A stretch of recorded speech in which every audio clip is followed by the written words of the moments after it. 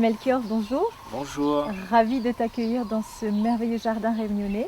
Tu es président du conseil départemental de la Réunion, adjoint à la mairie de Saint-Paul. Tu as une connaissance et une expérience forte en politique, une connaissance du monde réunionnais et en particulier saint-paulois. Récemment s'est faite l'alliance autour d'une majorité d'idées. Quelles sont selon toi les priorités pour améliorer les conditions de vie des Saint-Paulois? Nous voulons d'une commune propre et beaucoup d'efforts ont été faits durant ces 6 dernières années. Mais quand on passe dans Saint-Paul, quand on circule, on voit bien qu'il y a encore du travail à faire. Et donc pour moi, cet axe-là doit être privilégié encore durant les 6 prochaines années. Nettoyons nos rues, nos chemins, faisons en sorte que nos quartiers soient embellis. Regardez cet espace, ce jardin, comment il est magnifique. On a envie d'une commune qui soit à l'image de notre beau jardin, c'est-à-dire d'une commune agréable, où il fait bon vivre, où tout est nettoyé, et bien sûr avec de la verdure, des fleurs, ça agrémente notre cadre de vie. Donc Saint-Paul plus sain, une ville plus saine pour demain.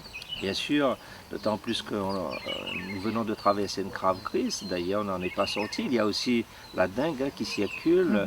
Donc à chaque fois que nous faisons des efforts pour nettoyer, pour embellir notre quartier, notre ville, eh bien c'est aussi une façon pour nous de lutter contre toutes ces maladies qui peuvent nous atteindre et surtout atteindre les membres de nos familles. Tu parlais justement de cette crise que nous venons de vivre, dans laquelle nous sommes encore. Les médias ont présenté le virus Covid-19 comme étant une catastrophe mondiale.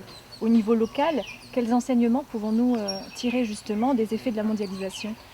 Bien, cette mondialisation a eu un effet bénéfique, c'est de permettre une meilleure circulation des personnes, mais aussi des marchandises, des biens. Mais le revers de la médaille, parce qu'il y a toujours un revers de la médaille, c'est que justement les maladies circulent aussi à travers les voyages. Donc on peut ramener à la Réunion des virus, on peut aussi ramener à la Réunion des pestes végétales par exemple, on peut ramener à la Réunion des animaux qui ne sont pas de notre île et qui peuvent avoir un impact négatif sur la nature, sur la santé. C'est pour ça que moi je prône toujours, bien sûr, les échanges, c'est important. Mais en même temps, faisons en sorte qu'on se protège, qu'on protège notre île, qu'on protège nos populations en évitant de ramener ici des choses qui sont nuisibles à notre territoire. Effet de la mondialisation aussi, notamment concernant l'autonomie alimentaire. Quel est ton avis à ce sujet? Écoutez, moi je veux des territoires où ici on plante ce que nous avons besoin. Nous aimons notre gaille saucisse, mais dans notre gaille saucisse nous voulons de bons oignons, nous voulons de belles tomates et ça nous est capable de planter. Et moi, j'ai envie que Saint-Paul prenne toute sa place, justement dans le monde agricole réunionnais, parce que nous avons des agriculteurs compétents. Nous avons des terres qui sont aptes à être travaillées. Nous avons de l'eau d'irrigation. Donc nous avons des atouts indéniables à Saint-Paul. C'est pour ça que durant les 6 prochaines années, moi je serai vigilant. On va mettre le paquet pour le développement agricole de notre commune. Quelle stratégie politique doit-on développer face à l'implantation des grands groupes internationaux qui justement fragilisent l'économie traditionnelle? Justement, cette mondialisation amène à ces grands groupes à vouloir bien sûr s'installer. C'est pour ça que nous devons être vigilants. L'avantage, c'est qu'ils amènent aussi une capacité d'activité et de travail et on en a besoin sur notre territoire.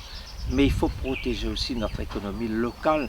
Nous avons des petits commerces au centre-ville, nous avons des commerces de proximité qui apportent un bien-être, qui sont utiles à nos populations. Et ces grands groupes parfois viennent et accaparent le marché et détruisent un peu le tissu économique local.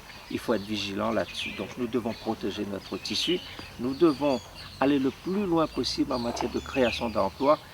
Ce sont des acteurs économiques qu'il nous convient de protéger et notre commune sera aux côtés de nos artisans, de nos petites et moyennes entreprises.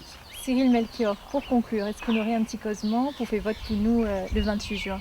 Oui, vous savez que ces élections seront extrêmement importantes parce que 6 ans, c'est le laps de temps qu'il faut pour mener à bien les affaires communales. Et nous devons mettre en place une équipe compétente, une équipe engagée, une équipe volontaire. Et dans cette équipe, vous avez des femmes et des hommes capables justement de porter Saint-Paul le plus haut.